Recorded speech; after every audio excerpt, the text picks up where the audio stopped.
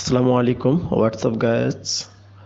অবশেষে বহু আশা আকাঙ্ক্ষার পরে আমাদের প্রত্যাশিত আমরা যেটা চেয়েছিলাম যে অতি শীঘ্রই ভিসা চালু হোক, আর সেটা হয়ে গিয়েছে। তো সংযুক্ত আরব আমিরাতের ভিসা এখন ইস্যু হচ্ছে মাত্র ৪৫ দিনে।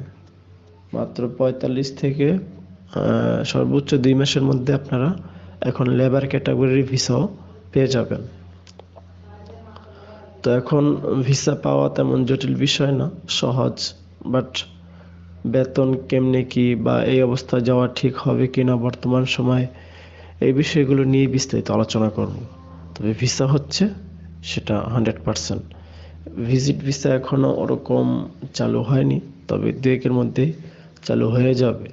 কিন্তু 100% work permit visa, labour category visa এগুলি চালু হয়েছে।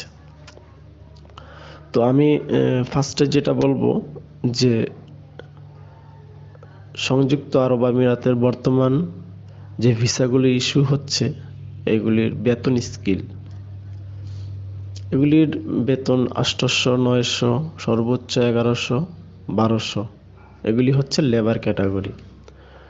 এখন আপনি নিজেই নিজেকে প্রশ্ন করেন যে ১,০০০ রিয়াল বেতনে, ১,০০০ দিরহাম বেতনে আমি সংযুক্ত আরব আমিরাতে গেলে সেটা বেতন যেয়ে দাঁড়াচ্ছে ৩৫০০, অর্থাৎ সেটা বেতন যেয়ে দাঁড়াচ্ছে ৩৫,০০০ টাকা বা ৩৪,০০০ টাকা।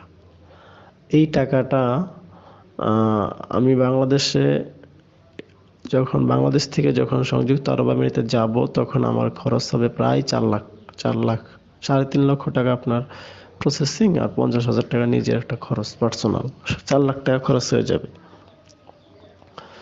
তো ৪ লাখ টাকা খরচ করে ওই পাশে যাওয়ার পর আপনারা ৩৫,০০০ টাকা বেতন পাবেন।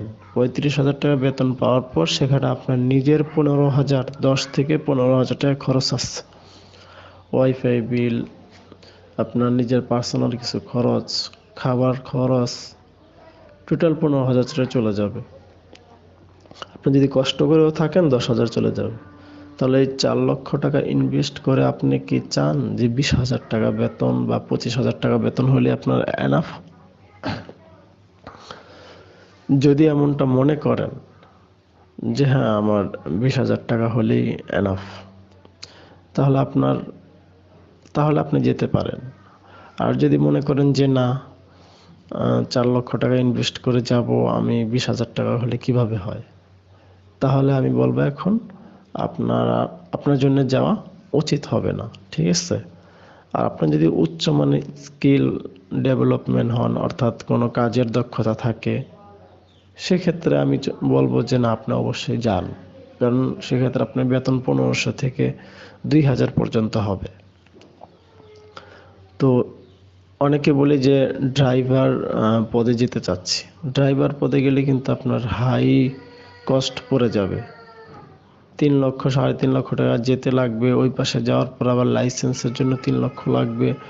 আবার ৬ মাস, ৮ মাস বসে থাকতে হবে। টোটাল আপনি ৮-১০ লক্ষ টাকার বা ৬-৭ লক্ষ টাকার পিছনে পড়বেন।